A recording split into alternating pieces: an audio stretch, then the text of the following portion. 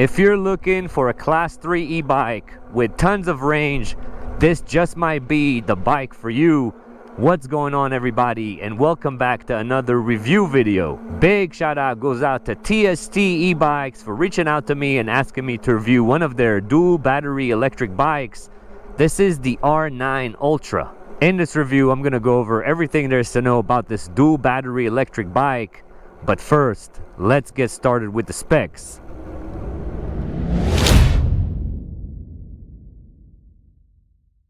So this is the brand new TST R9 Ultra electric bike.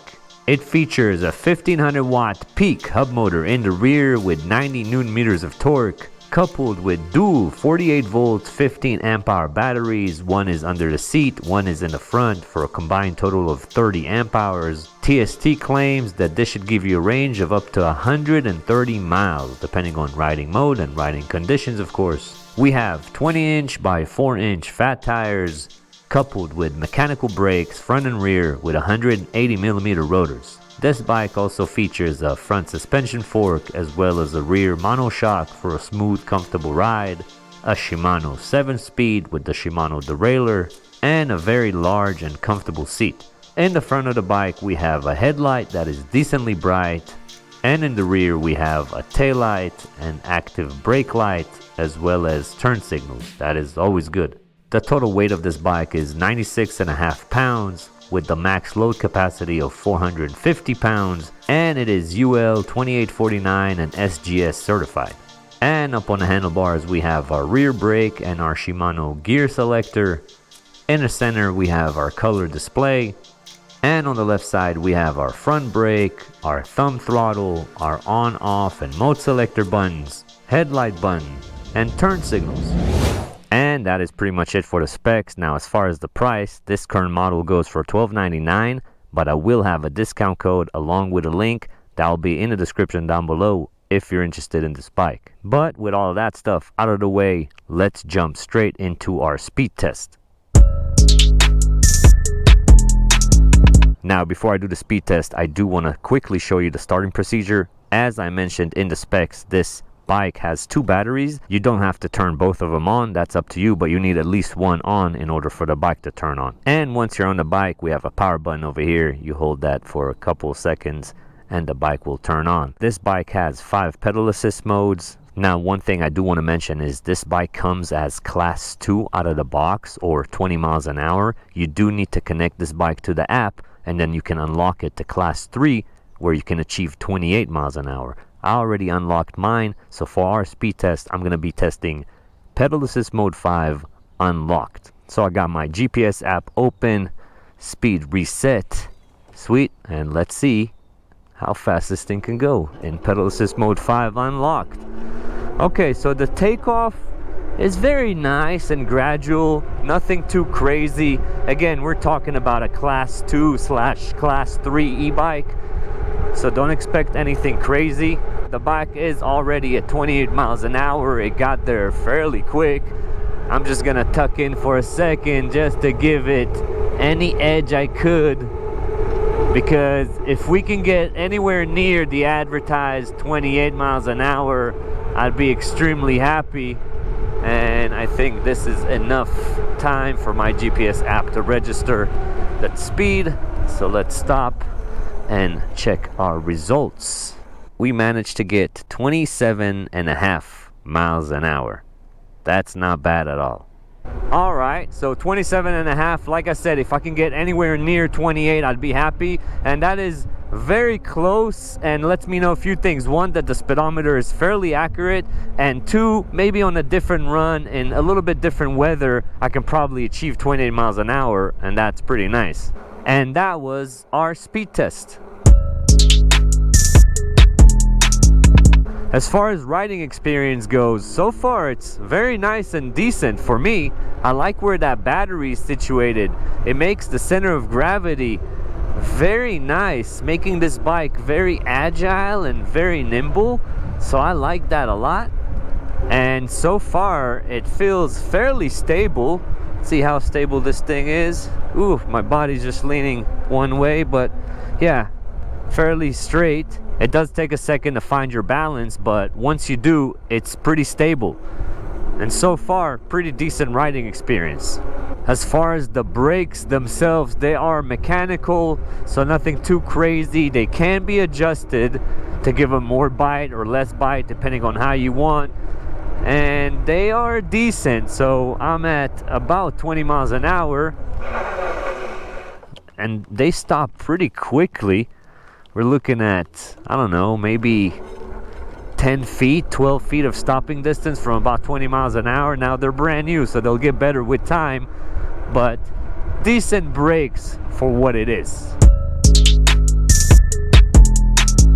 As far as the suspension goes, check it out. It's a generic front fork. I've seen them plenty of times before, a little too bouncy. And the rear monoshock, I'll be honest with you, is a little bit too stiff to my taste, but let's see how it does over a bump over here. Not too bad. I mean, again, it's a very generic front fork. If you're doing pavement riding or road riding for your commute, it's probably sufficient enough. Now let's see if this bike and suspension like a little curve hop. Dude, actually, that was a lot smoother than I expected. That's actually very decent for what it is. Again, it's a generic fork, so don't expect anything too insane as far as performance, but sufficient enough. So I am 5'8", 160 pounds, and this is what I look like on this bike. The sitting position is very nice and comfortable, very natural for me. The distance for the pedals is also very nice and comfortable. You don't have to crunch your knees. And the seat, that's a different story. The seat is fairly comfortable. Let me show you that. So check it out. This is the seat, fairly wide and extremely comfortable all the way through, and we get this additional kind of passenger seat, which is a little bit firmer, but you're never going to be sitting here. The only thing is there's a passenger seat, but this bike does not have any passenger foot pegs. I'm not 100% sure why, but it is what it is. As far as the main seat though, extremely comfortable. As far as the tune and the pedal assist, like I said earlier, we have 5 different riding modes, so plenty of options there. And the throttle curve is pretty nice and responsive. Even though I'm on the highest mode, which is pedal assist mode 5, I can barely feather the throttle and give it just a little bit of gas, quote unquote. And it's not like a 0 to 100 type of throttle. Now, as far as the pedal assist goes, let's check that out. I'm starting with my left foot forward. Half a revolution and it already got going. Gets going pretty quick, picking up speed. So fairly responsive pedal assist if you were to use pedals to ride around. And it started stronger and it's slowly making its way to the top speed. So if you're into pedaling, the pedal assist is very responsive and overall a pretty decent tune. Now let's try our hill climb, and honestly this might be a struggle for this e-bike. Let's test it and see its performance. I'm gonna be in pedal assist mode 5, of course, and let's give it a go. We'll see if I will have to actually pedal or can I rely on motor only. Now this hill never comes across on camera, but it's fairly steep. It's over 20% grade and it will definitely take a toll on your bike. So we are definitely slowing down, but conquering it. The bike is showing 15 miles an hour. Now it's showing 14, 13. We are slowly losing speed, but climbing, and that's the important part. Are we gonna get lower than 13? Now I know the speedometer is accurate because of our speed test. It's fairly accurate. Okay, so there you go, starting to climb up again in speed. Amazing. I'll be honest with you, I knew this will be the hardest test for this bike and it was able to do it, so I'm actually very impressed with that. That was really impressive because I honestly thought it's gonna struggle and I might have to pedal. I did not have to pedal and we managed to climb this hill. Now the reason I do this test is for those of you who live in an area with a lot of hills, or hills are a part of your commute. It's gonna struggle a bit, but it's gonna be able to do it. Now, I mainly consider this bike more of like a cruiser, a commuter. It is probably capable of doing very minimal off-road work. Don't expect crazy performance over here, but this is a review and I still want to test it. So, you know, it's perfect for places like this, park, boardwalks, things like that is probably perfect.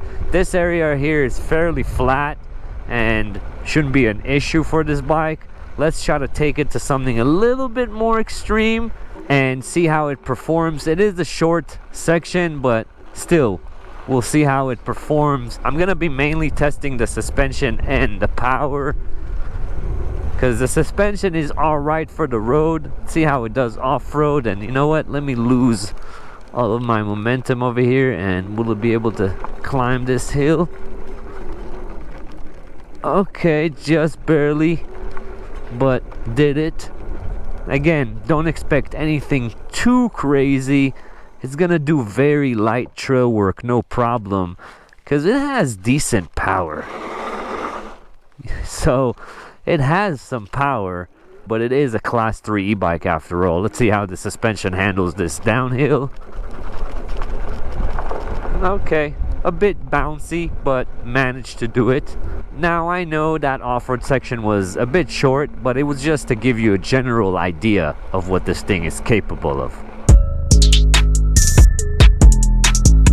So, what do I think about the TSTebike R9 Ultra dual motor electric bike? Let's quickly do things I like, things I don't like. I'll start with things I like. I like the way this bike looks. I like the fact that you can unlock the speed, turning it from class 2 to class 3. That is very nice. I like the dual batteries. That's going to give you a lot of range if you're into commuting. That's very nice. I really like that seat. That's very comfortable. And I like having things like headlight, taillight, brake light, and turn signals. All of those are very important. Now let's do things I don't like, and there are a few. The first one being the brakes not being hydraulic. So the brakes are decent, but I wish they were hydraulic for this price. That's one. The second thing is that middle shock right there. It's a little bit too harsh for my liking. I wish it was a bit softer. It would have made for a way better ride. Now, when I was on the road, it was okay, and even when I did that curb hop, it felt fine. But if it was just 20% softer, it would have been so much nicer. And the last thing that I dislike, and that's a personal taste, so not gonna hold it against the bike, but it's this thumb throttle being on the left side. It's just weird. I'm so wired, my muscle memory is so wired to having it on the right side. I'm not quite sure why they did that. Maybe because of this Shimano situation here, and it would have been too far out. But I would much rather have it on the other side. Now, technically, it's just routing some cables and move this thumb throttle over here, and I'll fix the situation. Very easy fix. You're talking about 2 screws. So it's a very quick fix, and it's just me being picky, but I will add it to my dislikes. Now, I'm pretty sure I was able to go over everything there is to know about this electric bike. Again, I'll have a link in the description along with a discount code if you're interested in this model. I appreciate you guys watching as always, and I'll catch you on the next one. Peace.